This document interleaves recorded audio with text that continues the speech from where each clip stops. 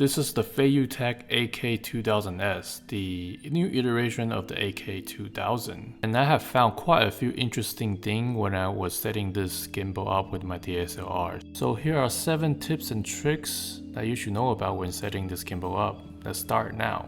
So in order to connect to your DSLR wirelessly, in this case I'm using a Sony A7R II, first turn on the gimbal.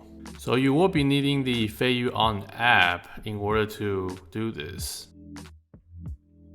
So make sure to download this app and have it ready to go on your phone. Once the app is open, click on the Discover New Devices button. After you click that, it's going to ask you to activate the Bluetooth on your phone and go ahead and allow it. Once the Bluetooth is activated, click on search again so it will search the nearby gimbal. You see how it has found the AK2000S automatically. So when the connection is finished, it will jump into the next page and you can see that a connect camera button where you can select the brand of your camera and the model of your camera that you want to connect to. As you go down the list, you can also see the list of all the camera that the gimbal is compatible with. In my case, I'll be using a Sony A7R III. Once I pick the camera that I want to connect to, it will try to search the nearby Wi-Fi signal from the camera. To activate the Wi-Fi signal on the Sony A7 series camera, click on Menu and go to the network selection, the third one from the left, and then choose the control with smartphone item, the second one from the bottom. Once you're in, just turn it on. Once that's activated, select the connection item to see the name of your DSLR device. Then click on the trash can button on the bottom right to see the password. Now you want to use your phone to search again the nearby device. You see how it found my WhatsApp Allen Cam camera. Click on it and type in your password. In my case, I already typed it in, so click on OK. And you will see the DSLR screen blink once to indicate that the connection has now established. When the DSLR is wirelessly connected to the gimbal, you will be able to control the ISO, exposure, and white balance through the gimbal selection menu. Pretty handy. And another handy thing is that you really only have to go through this wireless connection process once, because next time you turn on the gimbal, it will automatically connect to your camera as long as you have the DSLR's wireless selection activated. And now I'm just gonna take some picture using the gimbal's trigger, and it works. For those of who does not have a DSLR with Wi-Fi capability, you can use wire to connect to your camera. You can see there are numbers of ports located at the bottom of the mounting plates, and just plug them in. And you just have to make sure to choose the right cable among the 4 cables that the AK2000S came with. However, the downside of using the cable on the AK2000S is that you will not be able to adjust the ISO, exposure, and the white balance through the gimbal selection manual. But you can still use the button on the gimbal to trigger the shutter or trigger the recording capability in video mode. You probably want to pay attention to this if you're a running gun type of filmmaker. So in order to trigger the standby mode, double click on the power button to activate standby mode. So next time when you click on the power button, it will immediately turn back on. It just activates your gimbal much faster. And here we can see the comparison between turning on the gimbal from the standby mode and off mode. I'll say the standby mode is faster by about seconds, but it's unnoticeable. But you know there are always people who are really picky on this kind of stuff.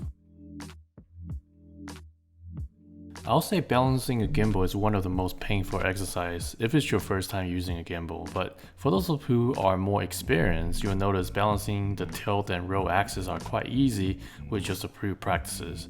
However, the pen axis is probably the most agonizing part because you have to lift the whole gimbal up horizontally in order to balance the pen axis correctly. But having one hand lifting the gimbal while the other adjusting the balance is almost impossible, and my arm usually gives out before I can do anything. One thing you can do is to mount the gimbal on a tripod, so you can have both hands available to do the balancing work. But I think this method is inefficient and you're probably less likely going to carry a tripod around you when you already have a gimbal.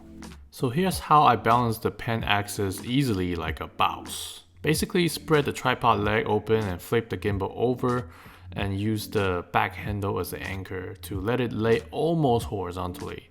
So now I have both hands free to work on the pen axis balance. Some may argue that this method may not balance the pen axis correctly, and you're partially right. It doesn't balance the pen axis perfectly, but it's good enough for the gimbal to work, in my opinion. And one way to test if the pen axis is properly balanced, use the inception mode to check.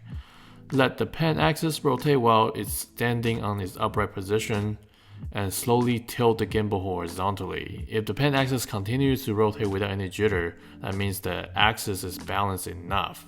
And if it stops completely, then try it again, amigo. In this next tip, I'm sure you may already know. If you don't know and like to take selfie, you can triple click on the button located at the back of the handle to turn the camera around. And then double click to make it go back to its default position.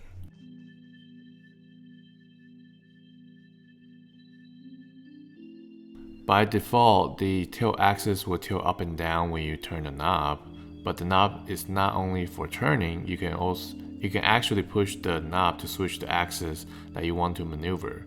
And each time the knob is pushed, it will switch to the next axis, and the order goes tilt, pan, and the last is roll. And once you push the knob for the fourth time, it will go back to the tilt axis.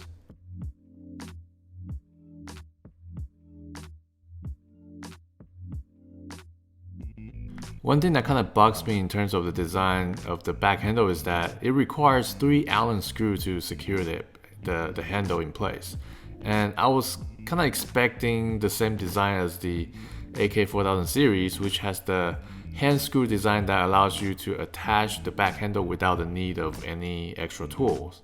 Anyway, I guess the AK2000S sort of compensating that design flaw by having a magnetized slot for you to store the Allen wrench. And there is the slot hidden on the back handle. If you do wish to remove the back handle, these tiny screws can be easily lost if you don't store them properly. And you can open the cap at the tip of the back handle to reveal the hidden compartment for storing these screws.